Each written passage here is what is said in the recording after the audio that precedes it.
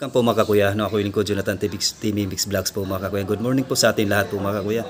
So may topic natin po today po mga kakuya ngayon sa araw na ito. So may panoorin tayong video na talagang si Brother Eli Soriano, dati pa sa kanyang buhay pa siya ay talagang binabatikos ang Santo Papa, siya daw ang 666, no? Ayon po dun sa pahayag, no? So ngayon binabawi na po niya mga kakuya na mali daw at hindi daw yun po totoo po mga kakuya. Yung ating Santo Papa ay isang 666 daw, may tatak na 666. Panoorin po natin ang video po mga kakuya. Bago ang lahat, intro muna tayo, pasok.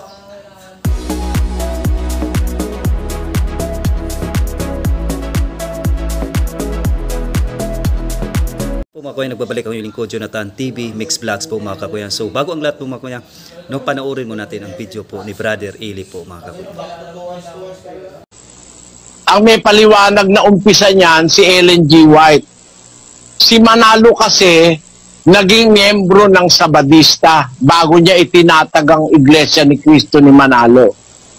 Ang paliwanag ni Ellen G. White, yung Papa sa Roma, ang 666. Namana ni Manalo yun. No? Yun ngayon ang itinuro ni Manalo sa Iglesia ni Manalo. Kaya 666 lumaganap. Hanggang sa panahon ni kapatid na Perez, yun din ang paniniwala namin. Na yun 666, yun yung Papa sa Roma. Pero alam mo kapatid, yung 666 sa Biblia, hindi yun ang Papa sa Roma. Pero alam mo kapatid, yung 666 sa Biblia, hindi yun ang Papa sa Roma. Pero alam mo kapatid, yung 666 sa Biblia, hindi yun ang Papa sa Roma. Jesus Christ, the Son of God, was born for you and me. He came to bring the good news, from sin to set us free. The blind, the deaf, the lame, the poor, his power meant to see. He gave his life upon the cross, eternal life the key.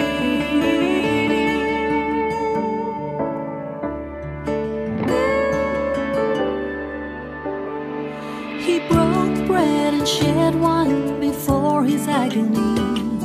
We share the body and the blood in his memory. To make his message known is our responsibility. So here we are to pledge our lives to the Lord of eternity.